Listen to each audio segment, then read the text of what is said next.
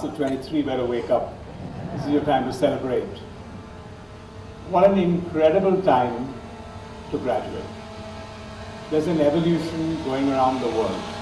An evolution in almost everything that is happening. Whether we're looking at outer space or we're looking at saving the planet.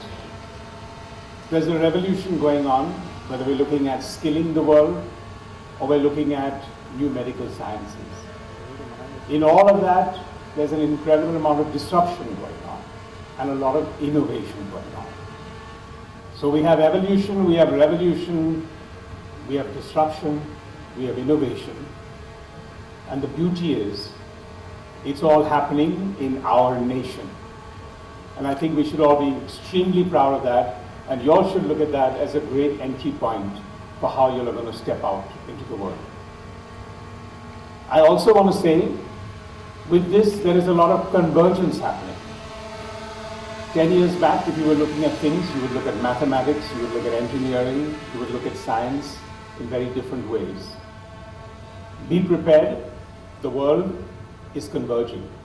Whether it's maths, whether it's engineering, whether it's science, whether it's data, whether it's analytics, and now whether it's artificial intelligence. So those are your supreme opportunities as you step out in the world. Why am I here? I think a little bit of background on myself gives you a sense of where I come from and what I think are one or two learning lessons I want to share with you. I come from a lower middle class background in a family. My dad was a professional, but my brother was the academic in the family and was a PhD. And I think at a very early stage, I reached multiple crossroads in my life and then decided that I wanted to start off in entrepreneurship. And I think the two things that I got from my parents, like all of you all, and as CP said earlier, to thank all of your first teachers here, which are all the parents here. My dad said two things when he finally accepted that I wanted to be an entrepreneur, which means at that time it was a social stigma because it meant you couldn't get yourself a good job, so you had to start working for yourself. And he just said, overall, two things to me. One, why don't you go and finish your chartered accountancy and then become an entrepreneur?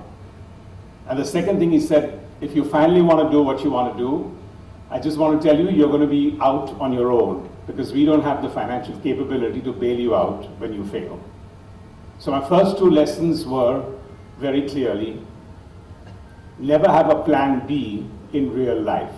Because if I did do my chartered accountancy, chances are I may not have moved out and become an entrepreneur. And the second one is, you are on your own. At the end of the day, you decide necessarily what course you want to take in your profession or in every aspect of that. And therefore, I see myself as a product of super skills. Anand referred to them as soft skills. I'm upgrading them to super skills because soft just has a very soft tenure to it. And I've sort of felt the need that for all of us here today, in the 21st century, it's not about only what we learn, it's not about only the environment we work in, but how do we develop ourselves on a constant basis. And I think therefore, if I'm a product of super skills, which I learned on my own, and I'm a product of the choices that I made. And I say that because I think going out from here, one of the most important things for me, more than the multiple failures I've had, is the choices. Because when you're out there looking to make choices, a high sense of maturity and ownerousness comes onto you. But the second part is, you constantly get to a place where you want to be at crossroads. You create opportunities. You want to be in multiple places at multiple times so that at least twice or thrice you are in the right place at the right time. Some people call it luck, some people call it design. And I think for each of you, you have to internalize which are you're going to be the crossroads of what you want to do. But remember, at the end of the day, we are a product of the choices we make. In the 6 super skills that I go by, and all of them just ironically happen to be starting with a C, for me, clarity has been pretty important from the very first day in which I ventured out on my own. And by clarity, I mean not just constantly, the multiplicity of choices are there, you have to narrow them down and figure out how are you going to get more clarity. And the only way you can do that is keep it simple.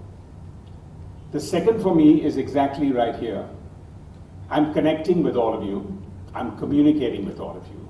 And I think for all of us, with all our formal learning, if we don't really learn how to connect, communicate is a little bit more of a heavy word. Sometimes it's an intimidating word because people feel I need to be fluent in my language, I need to have the gift of the gab, I should be able to have a tonality in my voice. None of that is important. Because if you can connect one-on-one, one-on-5, one-on-20, that changes everything you want to do.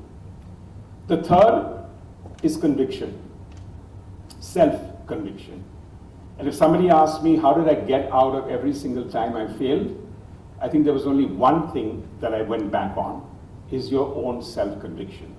Because when you do fail, and when you do have your setbacks, that's the only reservoir you can go back on. The fourth is curiosity. I think at my stage and age, I actually do pride myself. A lot of us talk about humility, but actually if you're not curious, you'll never be humble, because you won't be a good listener. And I think that mantra has worked incredibly, incredibly well for me. I'm very happy to be here on a Saturday because I'm curious. I'm curious to learn more. I'm curious to understand what all of you all are thinking. Second last is change. For most of us at various crossroads in our life, it's a big challenge to constantly look at change because the world is changing. So it can be extremely intimidating, but it doesn't need to be. Change now is going to be there. How you manage change is going to be really defining good from great. And lastly, as I mentioned, the choice. The choices you make. Those are your crossroads, and if I can leave those thoughts with you to reflect. I have a few more smaller points that I want to end with. Mohit mentioned right at the start, you all are blessed. You all are privileged. I just want to echo that. You're privileged being in a university, having the opportunity here, having the parents that have given you the wisdom and the opportunity and worked hard for you to be here and to be in such a prestigious institution. With that comes responsibility. Second, I would urge each of you, we have to constantly reflect how the other half lives, because that's the only way we can be a complete person with 8 billion people on this planet. That's the only way we're going to be complete people and we can create an impact. We have to know how the other path lives. With that, empathy will come in and a lot more learning will come in. Make success your own word. I think for too long now, people have started to reflect and looked at the definition of what is success. Success has to be now self-defined in the 21st century. We waste too much time trying to be what we think other people want us to be. And I would urge you, redefine or define your own success. Don't look at it from a quote or a book or an inspiration or a mentor. Define your own. This world is full of opportunities. I had a half-an-hour Zoom call on my way here from the airport today with a group of 9 young ladies who I was mentoring. And they're all cumulatively, I was amazed to understand, setting up a 100,000 square foot museum in Mumbai. And the museum is a museum of solutions.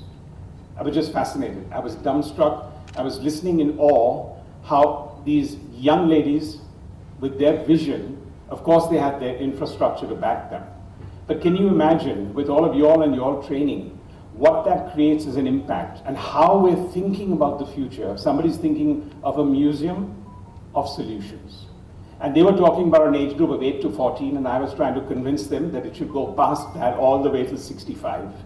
Because frankly, that's what we're all looking for in life. It's not always that at a certain age you need to find anything. And that actually brings me to the last point, which is, the good news is you all are graduating today. The bad news is we're now entering the phase of absolute lifelong learning, where every 3 to 4 to 5 years, you may not need to come back to a university, you may be talking to friends, you may be in your entire organization, But learning now is no longer flinging that hat up. It is something that is going to be lifelong. So, I've always learned how we learn and who we learn from is most critical. Thank you very much. Congratulations to all of you and wish you all the best.